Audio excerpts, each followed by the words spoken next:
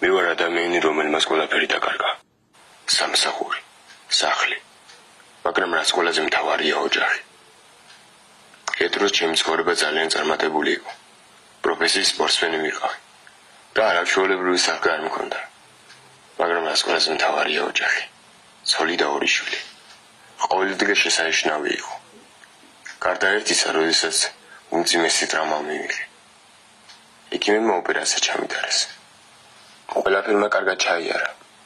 მაგრამ შემდეგ მითხრეს, რომ სპორტს თავი უნდა დაანებო. ჩემს უდიდესი ტრავმა აღმოჩნდა. ისეთი შეგრძნება მქონდა, თითქოს რაღაც უდიდესი ნაწილი დავკარგე ჩემს ცხოვრებაში. ეს საშინელება იყო. მაგრამ ყველაზე საშინელება ის იყო, როდესაც უყურებდი სპორტსმენს, თუ როგორ აღწერდა მწვერვალებს და მაგროს თავი არააუბად ვიგზენი. რადგან ედროს მის ჩემს მწვერვალებისთვის მიმექცია. ახლა კი მხოლოდ მასე ოცნება და ფიქრი შემეძლო. ამას ვერ გაუძლე და დალევა დავიწყე. ალკოჰოლი ჩემი განუყოფელი ნაწილი ხდებოდა. ყოველდღე ვსვამდი. ცოლი მეუბნებოდა, მეტი არ დალიო. თუმცა უკვე ეს სიტყვები ყელში მქონდა ამოსული. და ერთხელაც ვეღარ მოვითმინდა ჩემ ცოცხლი დავარდლე.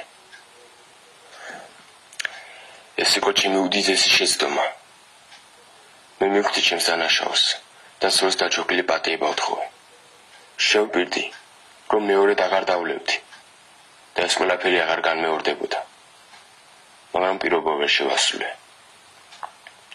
რადგან როდესაც დალევა მინდებოდა, კანკარი მიფრობდა და თავს ვეღარ ვაკონტროლებდი. ვერ მოვერი ამ სრულის და გავაგრძელე დალევა. ჩემი ცოლი მეუბნებოდა, რატომ დალიე? ხომ შემბირდი, რომ აღარ დავლევო? ვერ არ გაუძლე ცოლისას საუბარს და უთხარი, გაჩუმდი, თავი დამანებე. მაგრამ ის მაინც აგზელებდა ჩემს ლანცხვას.